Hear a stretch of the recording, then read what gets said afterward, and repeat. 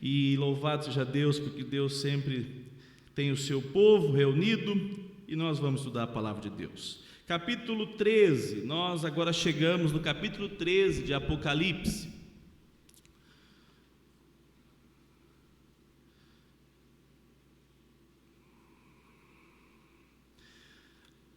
Para nós lermos o capítulo 13 e entendermos um pouco mais, nós precisamos nos apegar ao que aconteceu antes.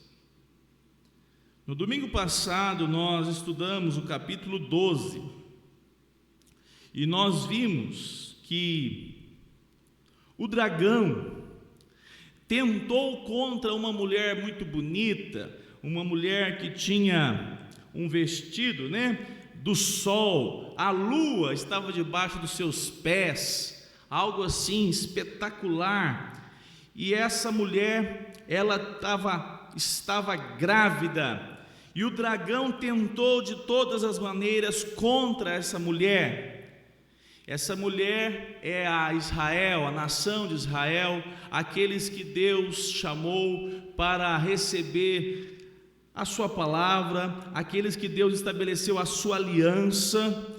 E o dragão tentou contra a mulher, não conseguiu, e jurou contra o seu filho. Mas o seu filho, ainda que o dragão tentando lembra lá no Egito, matando as crianças, depois nós falamos inclusive nos dias de Herodes, matando os meninos que nasciam na cidade de Belém, o dragão não conseguiu matar essa criança. E essa criança era o próprio Senhor Jesus, que veio a esse mundo, nasceu aqui, viveu, morreu, ressuscitou e subiu aos céus à direita de Deus, e lá está reinando e governando eternamente. Amém?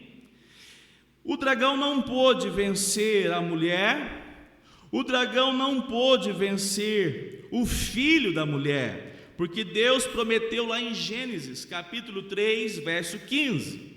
Só uma correção, Paulo. Quem disse que não era para tocar foi a Eva. Deus disse assim: não coma. A mulher que deu uma inventada, Nem coma, nem toque, nem coma. Deus disse: não coma do fruto, não coma.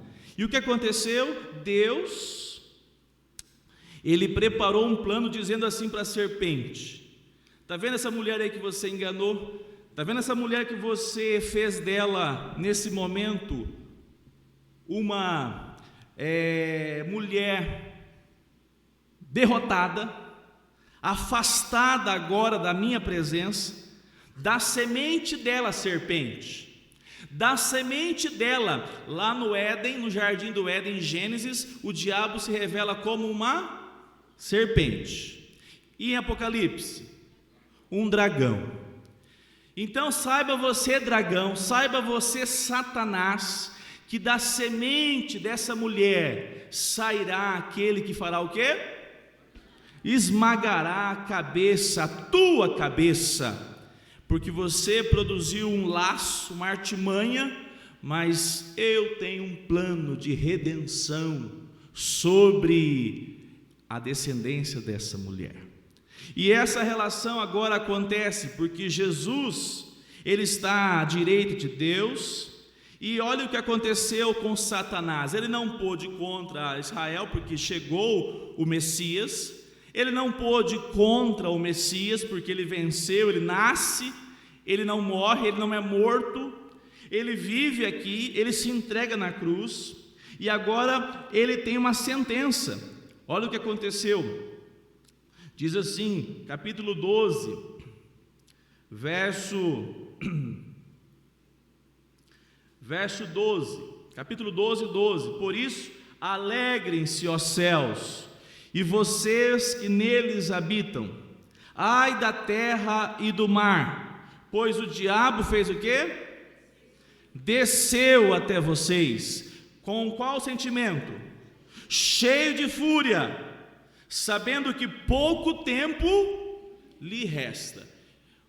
Por isso que nós entendemos que o mundo jaz, ele é o príncipe deste mundo.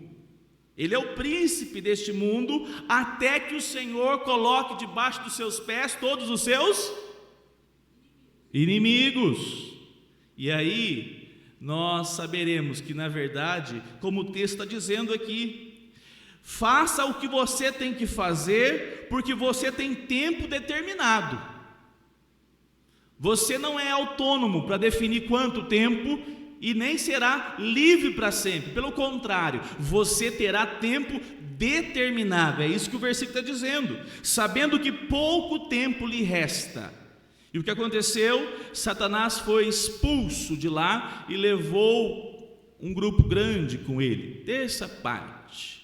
E ele está nesse mundo como uma autoridade que se acha inclusive capaz de subornar, tentar fazer uma tramóia, oferecer uma proposta enganadora ao próprio Senhor Jesus. Ele disse assim: olha, se você, está vendo aqui tudo que eu governo aqui, esse mundo aqui é meu, se você aceitar se curvar diante de mim, eu darei a você. Não foi isso? E Jesus o rejeitou. Jesus repreende ele pela palavra de Deus, diferente do anticristo, que ele vai receber essa proposta e ele vai abraçar essa proposta. Passa para cá, que eu quero de fato o governo deste mundo, eu quero o governo universal deste mundo, não só de alguns lugares, mas eu quero reinar no mundo todo. E nós vamos ver então no capítulo 13, um capítulo mais, se não for o mais difícil da Bíblia, tá entre aí os 2, 3 capítulos que possivelmente vai ser em Apocalipse mesmo, 17. Mas os estudiosos vão dizer que esse é o capítulo onde nós temos muitos desafios. E nós vamos, com o temor do Senhor, seguir, claro,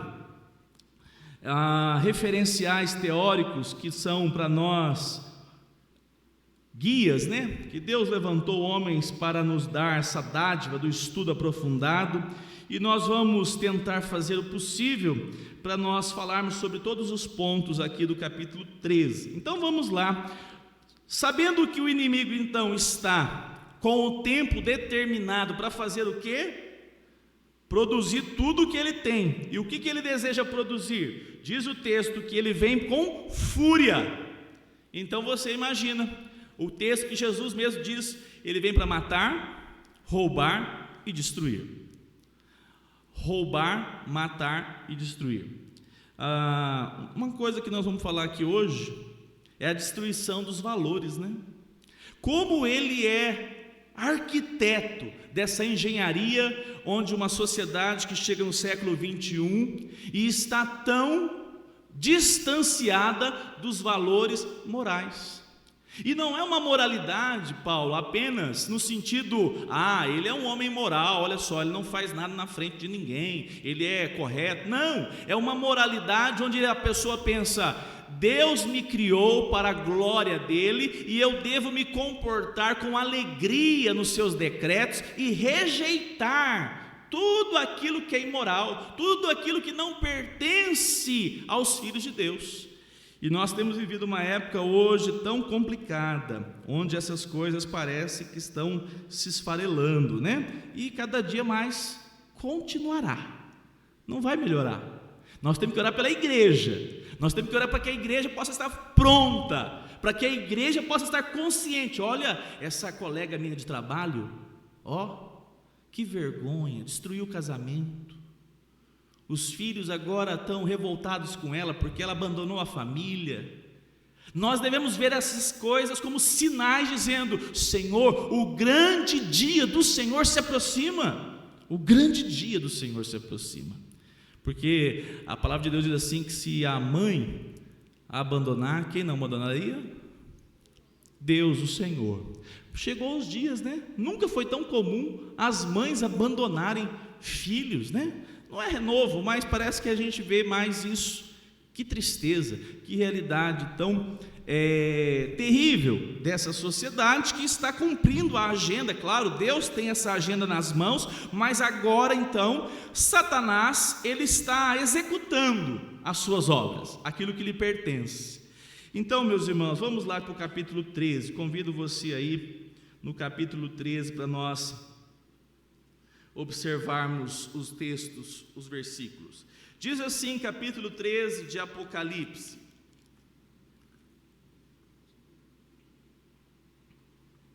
vi emergir do mar uma besta que tinha 10 chifres e 7 cabeças, e sobre os chifres 10 diademas, e sobre as cabeças nomes de blasfêmia.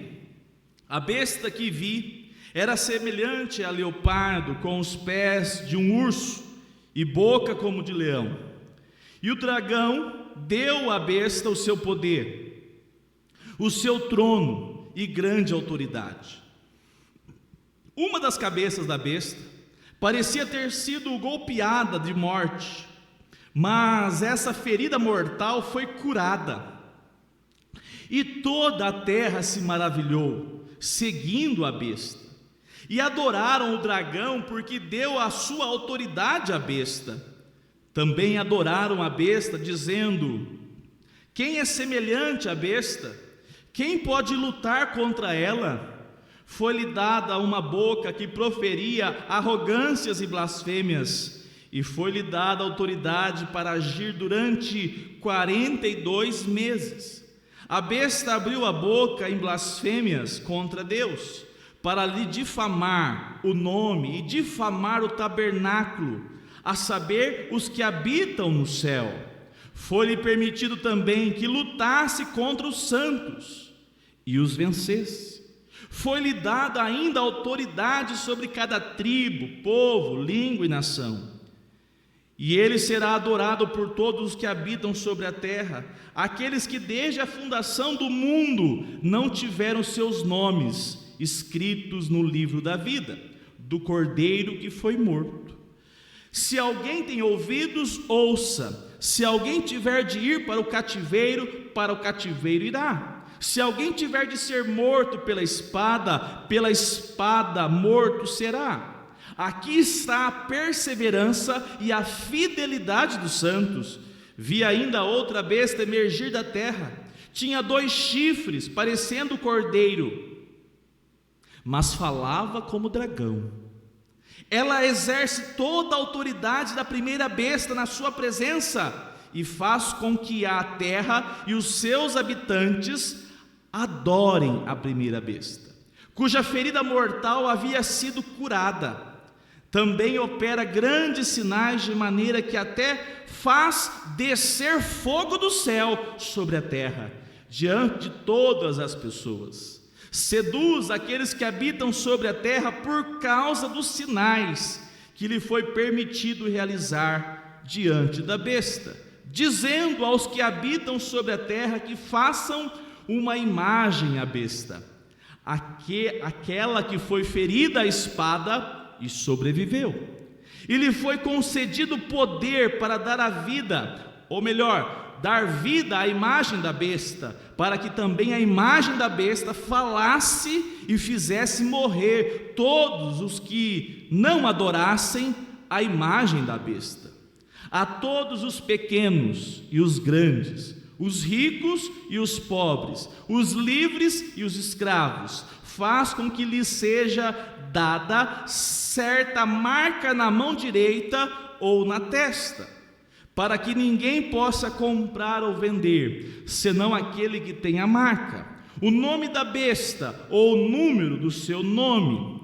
Aqui está a sabedoria. Aquele que tem entendimento, calcule o número da besta, pois é o número de ser humano, e esse número é 666. Vamos orar mais uma vez. Senhor, obrigado por esta manhã, Pai. Obrigado pelo privilégio de te adorar, te bendizer. Nós te adoramos porque o Senhor vive. Como é bom declarar essa verdade, essa afirmação segura. E a nossa vida não está, Senhor, à solta. A nossa vida está debaixo do teu cuidado, da tua direção. E nós te exaltamos por isso, Pai. Por isso nós lhe pedimos nesta manhã que a tua graça possa visitar cada um dos os meus irmãos, que o Senhor possa trazer renovo, que o Senhor possa trazer segurança em caminhar com o Senhor, que o Senhor possa trazer vida sobre esse coração indiferente, que a Tua graça nos assista e que o Senhor encha nosso coração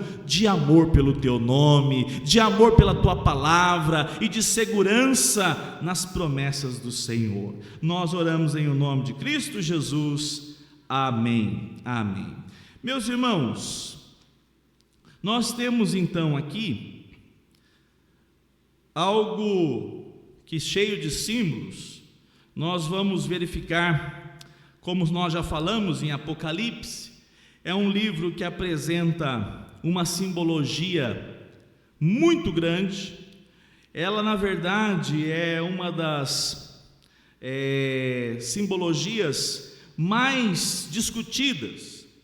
Nós temos a nossa definição que o livro de Apocalipse não pode ser interpretado literalmente. Ele tem que ser analisado, o contexto, tem que ser verificado o propósito, o que de fato aquele símbolo significa.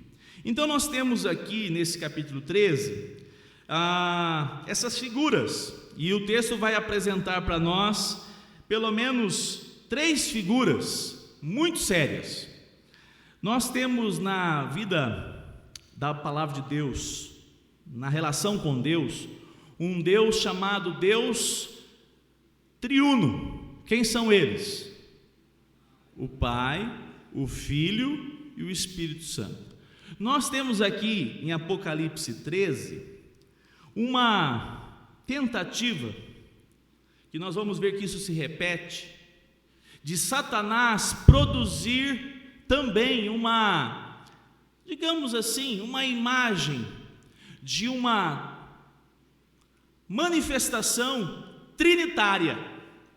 Satanás, o anticristo, e nós chamamos de falso profeta. Esses 3 vão trabalhar de uma maneira que, claro, Satanás, o dragão, é aquele que está coordenando, mas ele faz uma tentativa, podemos chamar assim, os estudiosos vão dizer, uma tentativa de reprodução dessa manifestação trinitária. Ainda que, claro, sejam totalmente sujeitos ao poder de Deus, ele tenta aqui imitar, ele tenta aqui reproduzir algo nesse sentido.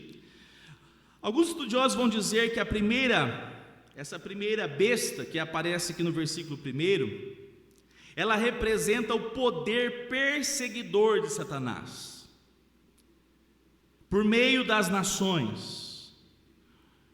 Hoje, nesse dia 3 de dezembro, tem pessoas que não podem se reunir porque são cristãos? Tem ou não tem? A gente está acompanhando aí sempre o site Portas Abertas, é só você acompanhar um pouquinho daquilo que acontece no mundo. A realidade é que isso não muda e não mudará. Por isso que nós temos que enviar os missionários, porque se nós aguardarmos ficar um mundo estável para evangelizarmos, nunca evangelizaremos, porque as coisas vão só mais arrochando. Há um testemunho, uma história de um livro, que inclusive eu quero ler uma hora, quem sabe nas férias, né? E que na janela chamada Cortina de Ferro, no período onde a União Soviética era um país muito forte e não permitia a entrada de Bíblias. Lembra inclusive o Portas Abertas começa com o irmão André, atravessando a cortina de ferro. Ele fazia contrabando de Bíblias. Ele saía da Europa, chegava lá na região da leste europeu, contrabandeando as Bíblias, não foi isso? Essa é a história do irmão André, e por isso que ficou tão famosa. Uma família presa, o pai, o filho amordaçado e a arma na cabeça da criança, 13 anos, e o pai sendo questionado: onde estão as Bíblias e os outros crentes? E de repente o pai, manifestando que iria dizer, o menino gritou: pai, não diga nada, eu prefiro ser morto do que ter um pai covarde.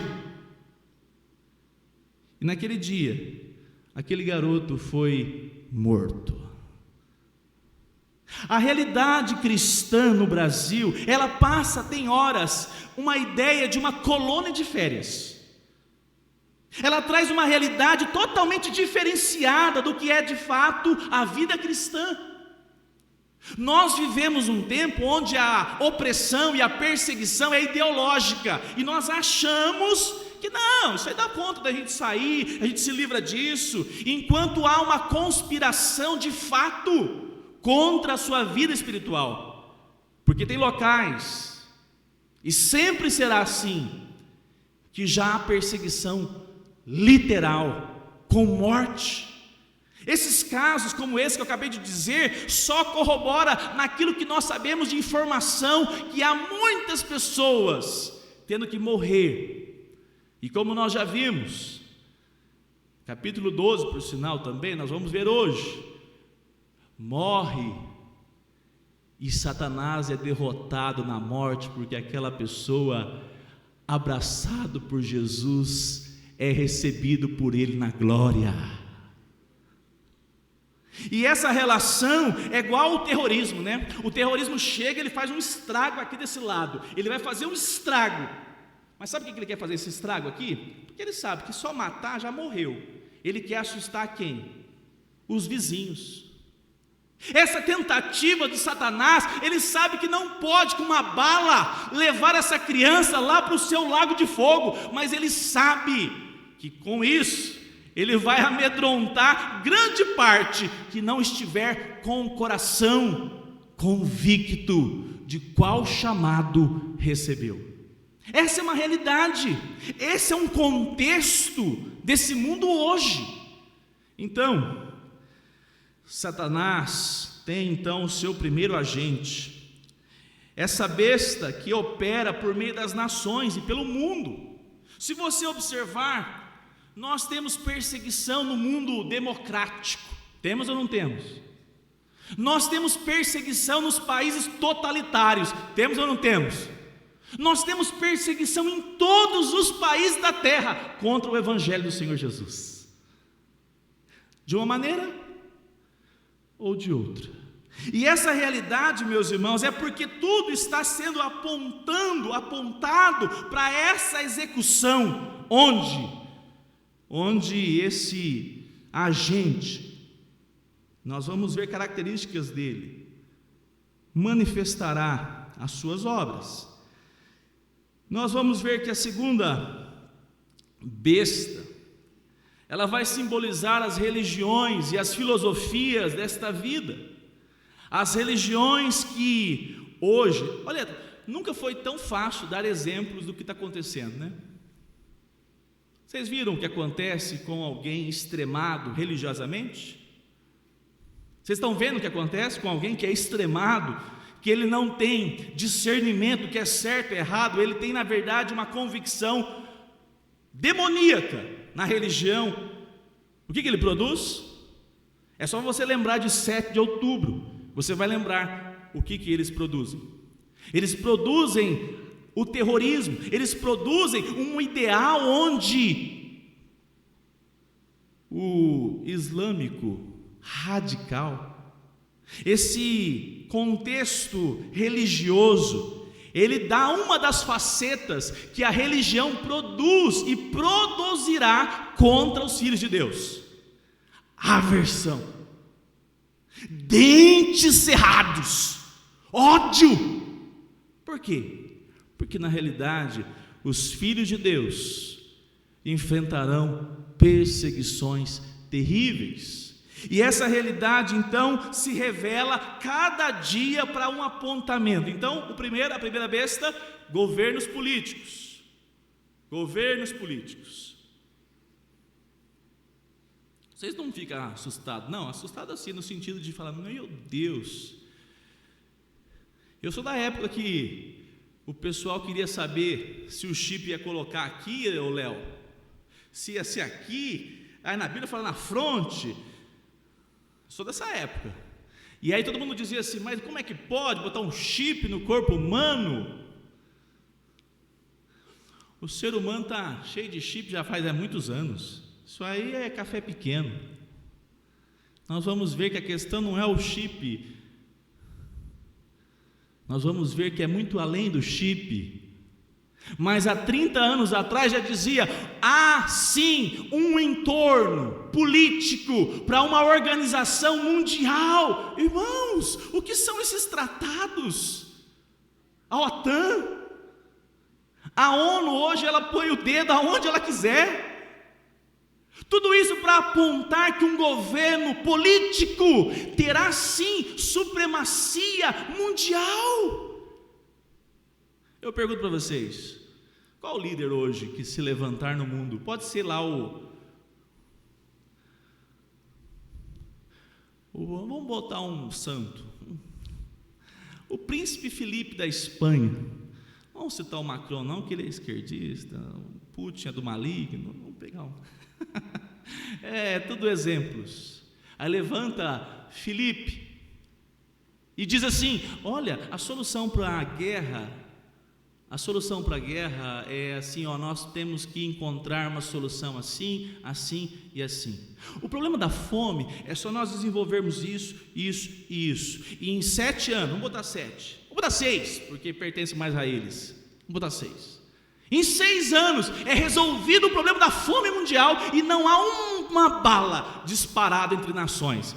Quem vocês acham que será o grande, poderoso líder governando o mundo?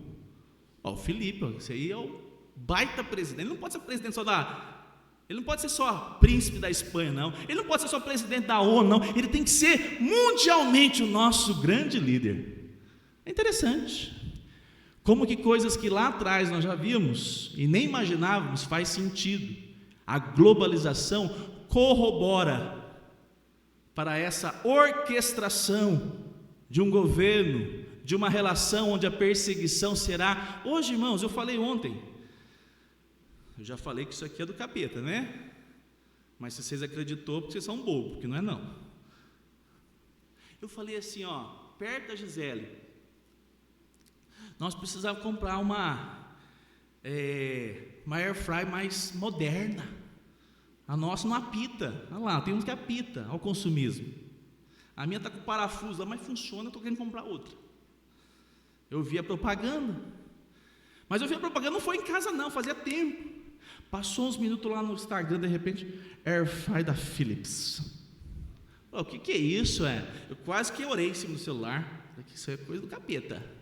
Não, é tecnologia, é o algoritmo. Sabe para quê? Para poder acompanhar a sua e a minha vida. É utilizado para o marketing, utilizado para o comércio. Como é fácil hoje acompanhar a realidade da sua família e da minha. Essa realidade hoje para nós é só um esboço, mas tudo está apontando de fato para um contexto onde nós não teremos essa liberdade que temos hoje de cultuar o nome do nosso Salvador. Tudo que nós temos visto hoje, a banalização dos valores, não está sendo feito por uma escola. Acontece no combo, né? Depois que inventa, esse é do capeta mesmo, é o TikTok? Até falei errado, tá certo? Esse, se tem um capeta na terra, é esse. Os meninos, não tem um na minha sala que não fica assim, né? Eu falo, gente, o que acontece? Que poder é esse, né? Que poder é esse? Está certo que o brasileiro gosta de dançar, né? Mas que coisa impressionante, né? E como que chama a outra blusa do capeta? A blusa, eu amo ela. Eu gosto de falar que ela é do capeta, Leonardo. Cropped. Tudo de cropped. A diretora que fala assim, cadê o uniforme? Por que essa moda não acontece só aqui em Uberlândia? Por que ela adere o mundo todo, o Brasil todo? Porque hoje nós vivemos um tempo onde tudo acontece de maneira rápida. tudo chega muito rápido. E olha, irmãos, cada vez mais nós temos visto esses sinais. Vamos para o texto, depois outra hora eu venho, ou depois você conversa comigo e eu te mostro mais alguns detalhes do que tem acontecido, né? Capítulo 13, verso 1, diz assim: vi emergir do mar uma besta, que tinha 10 chifres, 7 cabeças, e sobre os chifres 10 diademas, e sobre as cabeças nomes de blasfêmia. Os estudiosos vão dizer que esse mar representa um mundo revolto, agitado. Cada vez mais nós temos visto isso, um mundo agitado. Ninguém sabe se o Putin vai mandar uma bomba atômica na Ucrânia. Agora a gente não sabe se o Hamas vai mandar uma bomba atômica. A gente vive um contexto de eclosão de problemas. Cada vez mais um mundo agitado. Sem falar o nosso STF, né? Sem falar essas coisas simples da vida. Nós vivemos um contexto onde tudo está polarizado. Nós vivemos um contexto onde está tudo pronto para um confronto. E o texto diz: nesse tempo, vi emergir. Quem está vendo aqui? Quem que está vendo? João, exatamente, vamos retomar aí. João está tendo uma visão que Jesus está revelando das coisas que haveria de vir. E ele tinha 10 chifres, 7 cabeças, e sobre os seus chifres diademas, um monstro, um verdadeiro monstro. Então nós vamos ver algumas características desse primeiro anticristo, dessa primeira besta que se revela na pessoa do anticristo. Lembra que lá em Daniel, nós temos Daniel apresentando que haveria sim uma oposição. Quem pode ler, por favor, Daniel 7, deixa eu pegar aqui o verso 1, vamos lá, rapidamente, quem pode agilizar na Bíblia aí, vamos lá, lê forte, tá bom? Capítulo 7, verso 1, quem pode, por favor?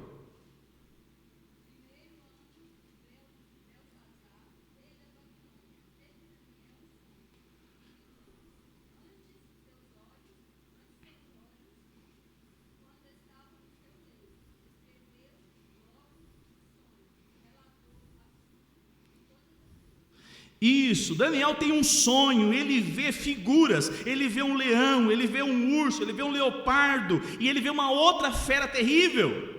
E o que aconteceu? Nós sabemos que o que estava ali, sendo revelado a Daniel, seria anticristos que se levantariam. Capítulo 7, verso 21 e 25, Sueli, por favor. Daniel mesmo, 7, 21.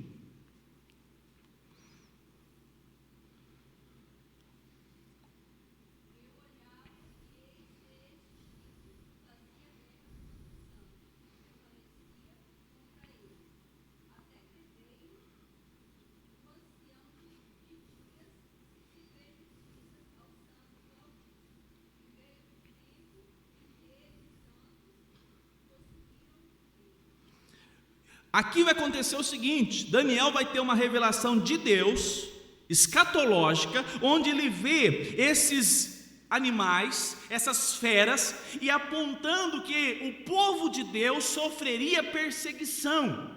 E olha que interessante, é bem notório que em Daniel há uma revelação de 4 reinos. Nós temos ali, nesses 4 símbolos, o império babilônico, medo-persa, grego e romano. Todos esses impérios perseguiram politicamente, perseguiram no dia a dia os judeus, os servos de Deus. Não havia liberdade, havia opressão. Os babilônicos levaram os israelitas cativos. O salmista cantou dizendo assim: oh, que saudade da terra de Israel. Por quê? Porque estavam presos. Então, nós temos um apontamento aqui que nós vamos usar essa palavra sempre: anticristos. Daqui a pouco você vai entender por quê. porque há um caminho para chegar na figura, na pessoa do anticristo singular. Jesus disse também assim, Mateus 24:15. Quem pode ler, por favor? Mateus 24:15. Leia alguns versículos a partir do 15, por gentileza aí. Me ajudem aí.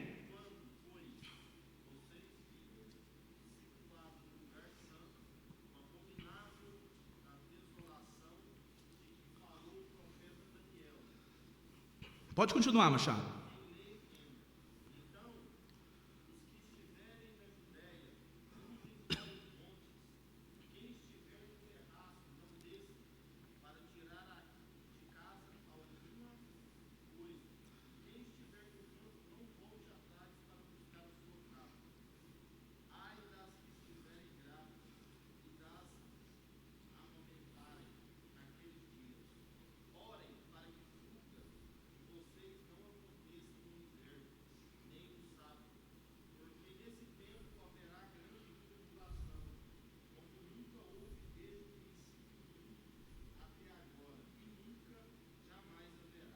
Sabe o que aconteceu aí? Jesus está dizendo, esse dia será terrível.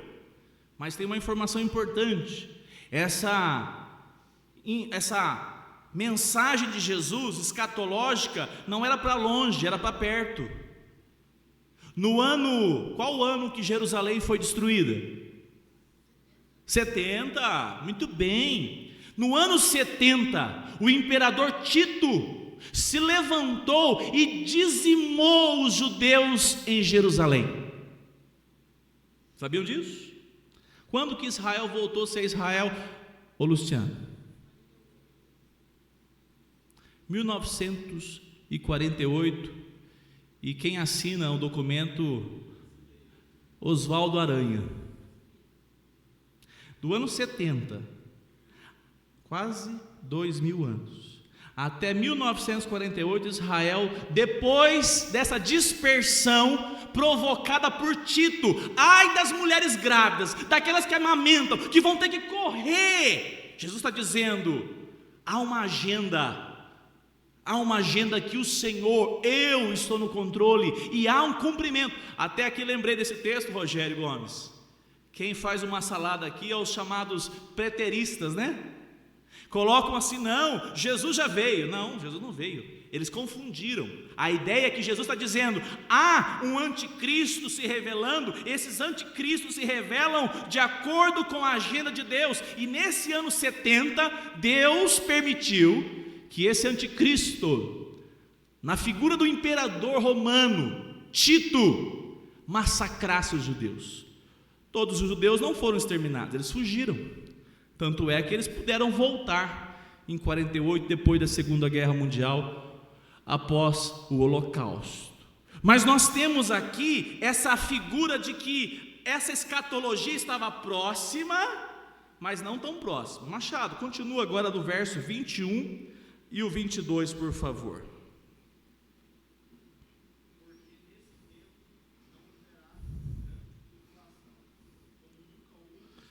Haverá, né? Porque nesse tempo, por favor. Isso.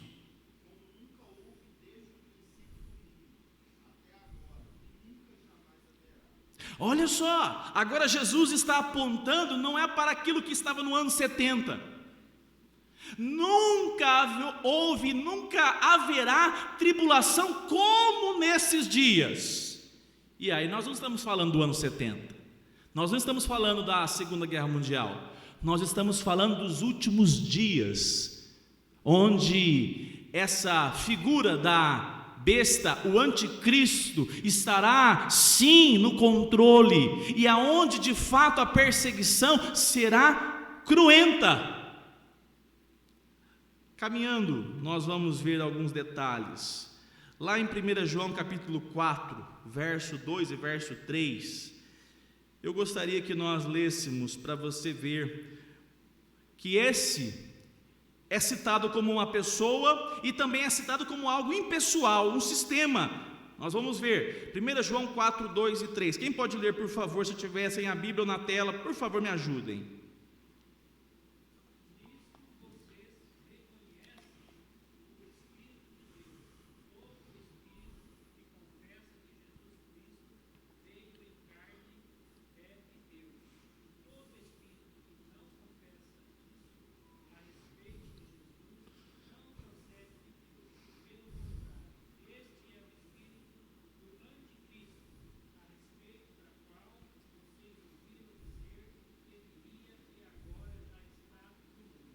olha só, essa figura do anticristo, essa figura que agora está se revelando, ele vai ser apontado como aquele que é todo o que nega a pessoa de Jesus como homem e como Senhor e Salvador.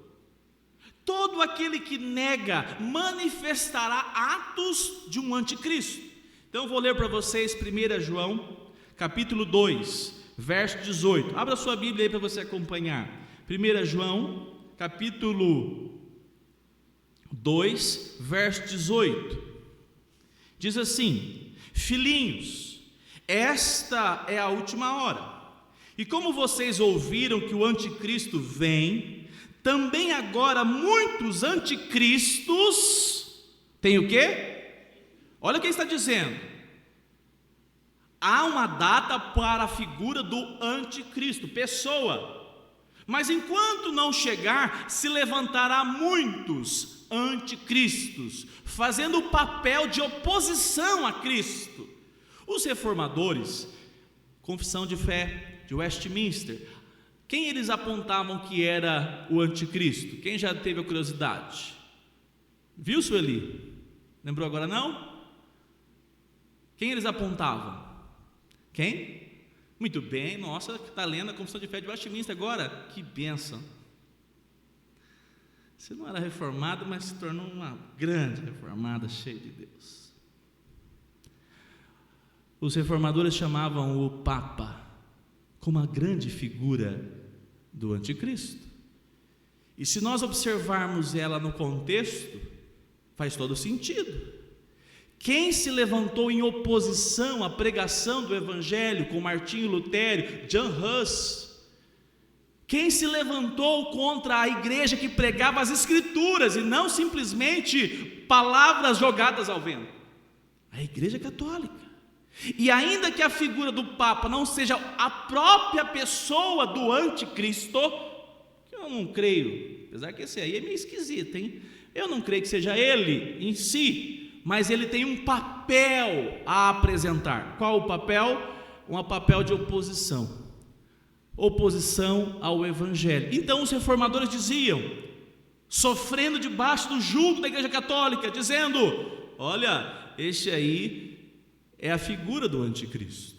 E essa figura, como nós vamos ver aqui, ela aponta para várias manifestações. Hitler foi um anticristo? Possivelmente ele foi um dos anticristos, mas não só. Mussolini, Saddam Hussein, tantos outros. Fala o nome de um mal aí que foi um capeta na terra. Nero, esse aqui, por sinal, tamanha importância dele, Roberto. Nero foi o pior dos imperadores romanos, culpou os cristãos, por ter colocado fogo em Roma. Ele pede para um escravo matá-lo, e depois de 30 anos, corre o boato de que ele não morreu, e que ele está prestes a voltar. Aqui, alguns estudiosos apontando, essa é a figura daquele que estava morto, parecia morto, mas por uma ação milagrosa do anticristo, ele ressurge novamente. Há uma relação onde Nero é apontado como essa figura terrível. Caminhando aqui no texto de João. E como vocês ouviram que o anticristo vem, também agora muitos anticristos têm surgido. Por isso sabemos que é a última hora. Verso 19 do capítulo 2 de 1 João. Eles saíram do nosso meio, mas não eram do nosso meio, não eram dos nossos, porque se tivessem sido dos nossos, teriam permanecido conosco, mas eles se foram para que ficasse manifesto que nenhum deles é dos nossos. Mas vocês têm a unção que vem do Santo, e todos têm conhecimento. Eu vou até o 26, diz assim: não escrevi a vocês porque não conhecem a verdade, mas porque vocês a conhecem, e porque nenhuma mentira procede da verdade. Quem é o mentiroso, senão aquele que nega que Jesus é o Cristo? Este é o anticristo, o que nega o Pai e o Filho. Todo aquele que nega o Filho, esse não tem o Pai. E aquele que confessa o Filho tem igualmente o Pai. Permaneça em vocês o que vocês ouviram desde o princípio. Se o que ouviram desde o princípio, se o que ouvirem desde o princípio permanecer em vocês, também vocês permanecerão no Filho e no Pai. E esta é a promessa que Ele mesmo nos fez, a vida eterna.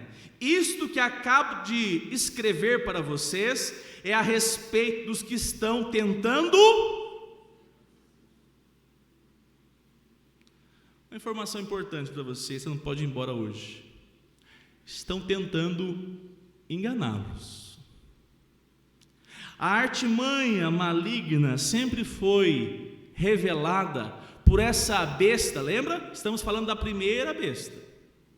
A primeira besta tem poder, o seu braço, ele está ligado ao quê? Vou ajudar. Já que não lembraram, vou ajudar, Patrícia. Aos governos ou à religião? Governos. Essa primeira besta que surge do mar. A primeira besta surge do mar, a segunda vai surgir da terra. A primeira surge do mar e ela manifesta de uma maneira que ela vai fazer com que digam assim: qual era o lema de um imperador romano? Qual era o dever de um cidadão romano diante do imperador? Me responda. Se não responder essa, não vou nem seguir mais. O que tinha que fazer um cidadão romano diante do imperador? Aleluia, né? Etnos, Deus. Ele tinha que ser reconhecido como Senhor e Deus. Era o culto ao imperador. Espontâneo? Não. Lembra lá em Tiatira? Você pode parar de vender óculos, viu, Marcos? Falei propaganda. Você já está cheio de clientes, não aguenta mais entregar, então não está aberto, tá bom, irmão? O dia que estiver aberto, procura muito. Proibido vender.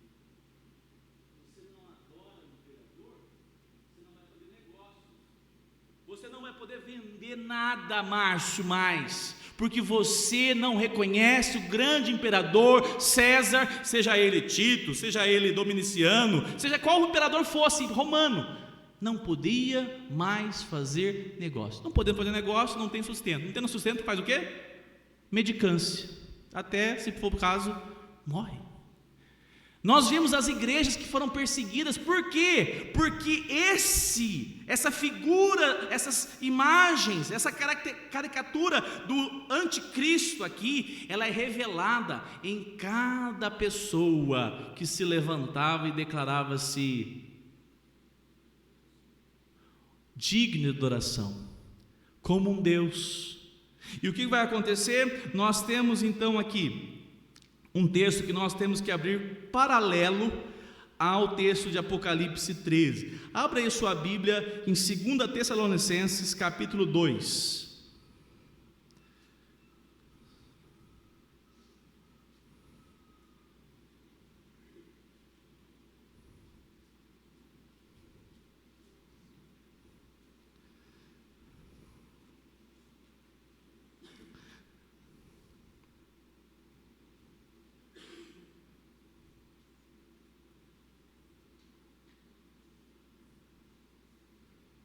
Quem pode ler, por favor? Ler o verso 1, 2 e 3, rapidamente, por favor.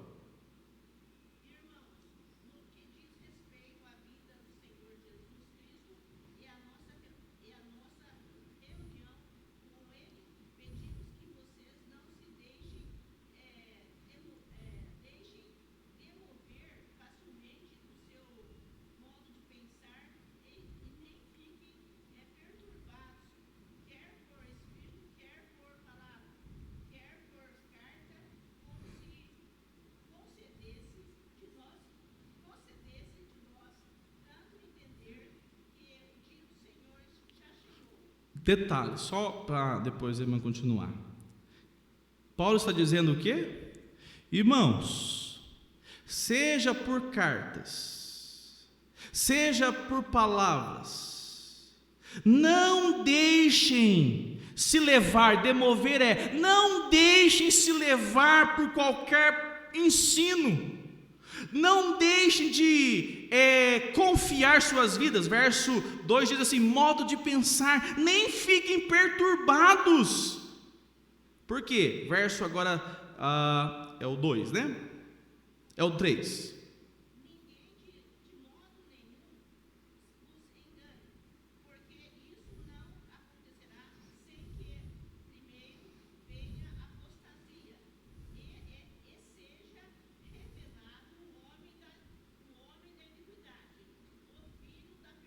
Segura mais um detalhe: ninguém de modo nenhum os engane. Por quê, gente? O que mais tem hoje, infelizmente, Leonardo, é o quê? Igreja o quê? Apóstata, igreja herege, pastor herege. E sabe como é que está lá dentro? Assim, eu repito, porque se promete algo que o Evangelho não promete. Alguém disse já isso, e pode acontecer com qualquer um, mas parece que se encaixa muito bem a eles, né? Há um entendimento que é pregado uma falsa mensagem de alguém morto pregando para gente morta, que quando é alimentado aquilo que eles mais desejam, e que nós já vivemos assim, mas não mais, que é essa necessidade material que temos, isso nos traz esperança, porque a esperança deles, tanto de quem ensina, de quem ouve, é resolver apenas essa vida aqui. E aí, meu irmão, minha irmã, saiba de uma coisa: Paulo está dizendo, não deixem se enganar por isso, não deixem. E diz mais: antes que aconteça, qual que é a palavra que é utilizada aqui? O que é? Quem pode me explicar o que é apostasia? Negar a fé, abandonar a fé. Ela começou muito bem, mas ela foi ludibriada. Irmãos, hoje nunca foi tão necessário se amar a sua Bíblia, porque estão entrando cada vez mais nesse contexto nacional lobos vorazes, tentando arrebatar a sua alma. E olha, irmãos, parece estranho dizer isso, mas tem muitos sendo enganados depois de ter já experimentado. Como Paulo diz, talvez nunca tenha sido também. Mas o texto está dizendo porque nós vivemos um tempo de muita preocupação, meus irmãos. Olha só o ponto central. Nós temos recebido vários irmãos, né? A Roberta, o Gildo, aqui são mais rápidos aí que vão ser recebidos, a própria Aparecida. A relação onde nós ouvimos que o Evangelho tem sido pouco pregado, e isso produz uma igreja, de certa forma, religiosa, sem paixão pela pessoa de Cristo. Caminhando. 4, por favor.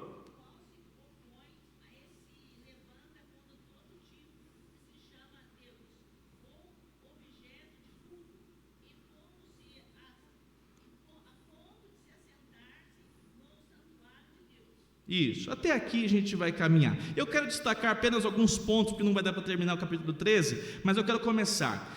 Em primeiro lugar, João observa a sua ascensão, e se dará num tempo de turbulência. Então nós vimos aí já falamos, essa turbulência que se manifesta no mundo afora. O mundo está cada dia mais turbulento. Faz todo sentido, não faz? A gente vive tempos de muita oscilação mundial. Tem um autor chamado Arnold Toynbee, ele diz o seguinte: o mundo está pronto para endeusar qualquer novo César que consiga dar à sociedade caótica unidade e paz. Faz sentido ou não faz?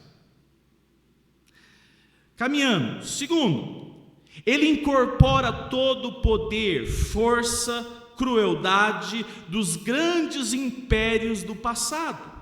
Nós já vimos que ele vai se levantar, e essa figura se levanta, a figura dessa besta, a figura do anticristo, e ele vai fazer algo que nós temos assim, preocupação, né? Diz o texto, alguém citou, salvo engano, Aaron Wisber, diz o seguinte: a besta que sobe do mar simboliza o poder perseguidor, incorporado a todas as nações, governos do mundo. É o que nós acabamos de ver. Terceiro, ele agirá no poder de Satanás. Quem pode ler o versículo 2 e 4, até o 4, 2, 3 e 4 do capítulo 13, rapidamente, 13, 2, 3 e 4, por favor, me ajudem aí.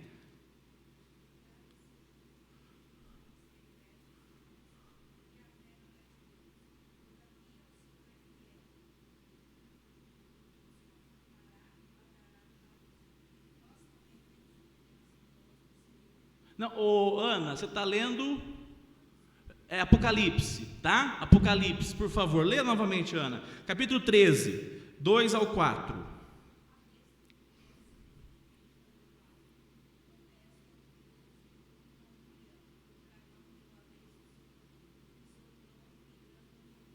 O dragão fez o quê? O dragão deu à besta o seu poder. O próprio Satanás vai entregar a essa figura, a essa pessoa, esse poder que foi delegado a ele para exercer grandes sinais. Nós vamos ver aqui. Então eu peço inclusive a atenção, porque nós vamos ler, observe comigo, a Ana leu o capítulo 13, verso 2 e 4, olha lá em 2 Tessalonicenses, por isso que eu disse para você, fique atento aos dois textos, 2 Tessalonicenses, verso 9 e verso 10, diz assim: ora, o aparecimento do iníquo, percebe que Jesus falou o iníquo, Paulo está tratando aqui agora o iníquo. Nós temos vários nomes, adjetivos, pronomes a respeito da pessoa do anticristo. Diz o texto: é segundo a ação, ora, o aparecimento do iníquo é segundo a ação de Satanás. E olha o que diz o texto: com todo o poder, sinais, prodígios da mentira, e com todo engano de injustiça aos que estão. Irmãos, presta bem atenção, uma coisa importante aqui para vocês. O Brasil, se tem um lugar pronto para cair para o anticristo, é o Brasil. Mas tem mesmo. O povo não pode ver o milagre, que eles vão lá e dobram os joelhos. É ou não é? Eu tenho inveja. Eu tenho inveja dos tamanhos do muro, Rogério Gomes, dos hereges ali, ó. Eles ficam ali na esquina ali, ó. Um murão grande. Tem até prefeitura participando com um hospital lá dentro. De vez em quando ele faz cirurgias lá, a pessoa sai curada. Levanta e vai embora para a Espanha, para Portugal, para Bélgica. Vem de avião, desce aqui de jatinho. Sabe o que o povo faz? Além de cultuar, investe dinheiro, Gil. Não, vamos continuar essa obra. Essa obra vem de Deus. E sabe o que eles ensinam lá? Que o poder está no espírito. O poder salvador está no espírito. Essa heresia, ela é clara, nítida para qualquer cristão. E vou confessar uma coisa para vocês: está cheio, eu não sei não, viu? Vou apertar um pouco, acho até evangélico, dona Fátima lá. Está cheio de católicos, cheio de evangélicos, caindo, porque lá faz sinais. Pastor, mas também, né? Esse espírito do Dr. Hans aí é muito antigo, muito poderoso. Tá bom. Pega a igreja do chapéu. A igreja do homem do chapéu fez cruzada para levar multidões, gente com cadeira de rodas, colocou no ônibus e vamos lá para a cura. E chegou lá, não foi curado. E eu vou dizer mais, e se foi curado e não teve a pregação do evangelho, como lá não acontece, é lugar de heresia. Porque as pessoas deveriam preocupar-se em ouvir a mensagem de salvação para a vida eterna. Eu vou dar o exemplo da Eliana, porque já tem liberdade. Você pode continuar com o andador a vida toda, Eliana. Eu não vou orar para Deus livrar você do andador, mas eu vou orar para que Deus te fortaleça cada dia mais, e seja essa mulher de Deus, sensível à voz do Senhor, apaixonada por Cristo e pela igreja. Porque com o seu andador, meu pai ele é muito emotivo. Aí ele chora. Ele fala assim para mim: ai, que bonitinho, né? Firme.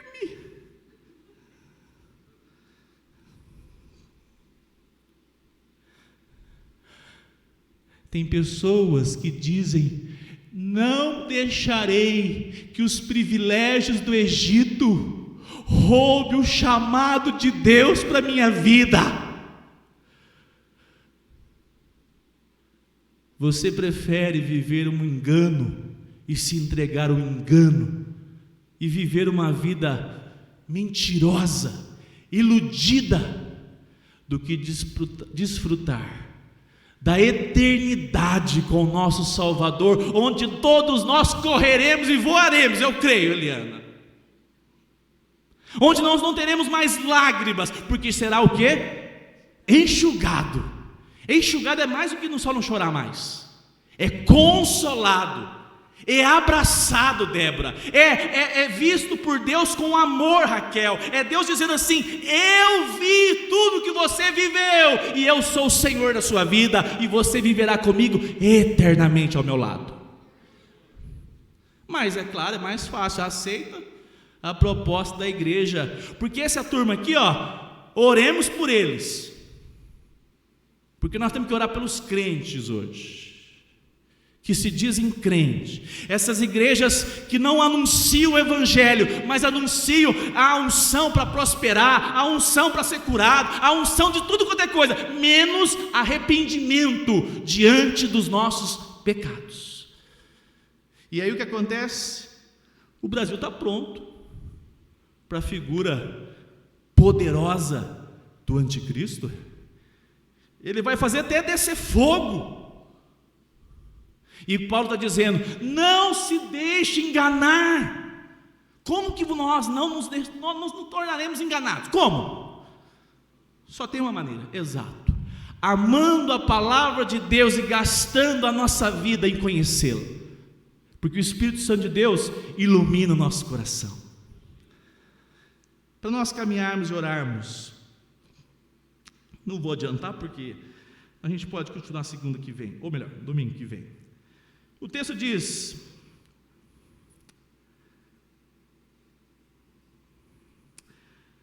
Segunda Timóteo, capítulo 4, verso 3. Quem pode ler, por favor?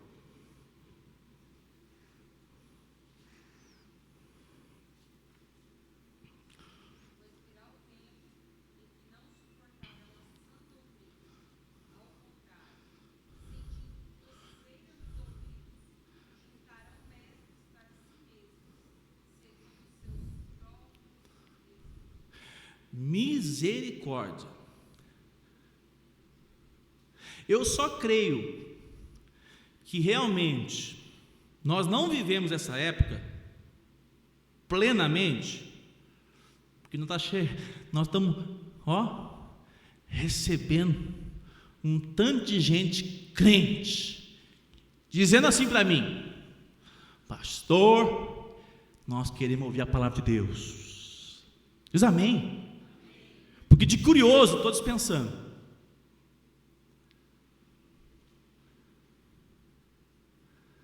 Porque as igrejas lá fora não pregam o evangelho. Irmãos, presta bem atenção no que eu estou dizendo, hein? Está cheio de igrejas sérias. Até que prove o contrário, para mim, todas as presbiterianas, todas as igrejas. Vocês viram ontem, vocês não viram não? O Paulo Júnior, o Hernandes, foi pregar ontem, vocês viram ontem isso? Que aleluia, louvado seja o Senhor. Eu sempre acreditei na Assembleia. Foram pregar lá na Assembleia de Deus no Brás, rapaz. Que é isso, Elian? Sabe por quê? Eles podem ter diferenças doutrinárias, mas eles são povo de Deus. Pode ter liderança complicada, mas são povo de Deus. E o povo de Deus tem sede da palavra, Débora. O povo de Deus, Irene, tem sede de ouvir o Evangelho, porque é o Evangelho que alimenta o coração. E o contrário é verdade, tá, irmãos? Quem não ama o Evangelho não aguenta ficar num lugar que prega o Evangelho toda hora. Não aguenta. Ele vai dar um jeito de... porque ele não tem esse prazer. E a palavra de Deus nos apresenta que chegará tempo onde terão coceiras de ouvir o Evangelho, as pessoas apostatarão. O que é isso? Ela começou bem, mas ela abandonou, elas deixou, não, isso aqui larga para lá, isso é coisa de homens. Elas deixarão de crer na mensagem de Cristo, possivelmente, sabe por quê? Porque eles estão com a conta bancária bem resolvida. Olha eu pegando o pé de novo de chácara, Gildo. Não é nem pessoal, viu, Gildo? Já falava isso aqui antes de você chegar, viu? Aquela pitaia da chácara, então é abençoada. Uma pitaia daquela. Nunca tinha comido pitaia, gente. Pitaia é coisa de chique. A Gisele está amando. O povo está cheio de chácara. O povo está cheio de oásis, rancho. Estou cheio de saúde. Para que vou procurar a pessoa de Cristo? Para que vou procurar aquele povo da igreja? Eu quero é viver a minha vida. Foi ludibriado pela doutrina maligna do hedonismo, prazer a qualquer custo. O que o mundo prega hoje em dia. Nós temos que dizer até para as coisas boas: Senhor, eu desejo amá-lo acima dessas coisas que eu tenho prazer. Senhor, eu sou do Senhor. Senhor, não me deixe. Por que eu falo que você tem que vir na igreja? Porque aqui é um lugar onde o seu coração é inflamado pelo poder de Deus. Nós estávamos sexta-feira aqui orando: Senhor, que as reuniões seja para que o Senhor desperte o coração, que o Senhor renove a força do fraco, para que o Senhor possa curar a vida espiritual dessa família, desse casal, restaurando. E qual é o lugar? Lá de frente à TV assistindo a YouTube? Não, aqui, congregando, caminhando junto. E o poder do Evangelho vai te dar discernimento para dizer. Ontem eu escutei um pai dizendo: ei, pastor, não é fácil, eu tenho que falar mais não do que sim. Eu falei: louvado seja Deus, você não é um pai naca. Porque é facinho, já estou quase um pai naca, já fica, tudo eu vou fazer para agradar. E a gente se torna um pai naca, sem a palavra de Deus nas nossas mãos. Ela norteia, ela que dirige cada passo que dermos nessa caminhada com o Senhor. Vamos ficar em pé, vamos orar.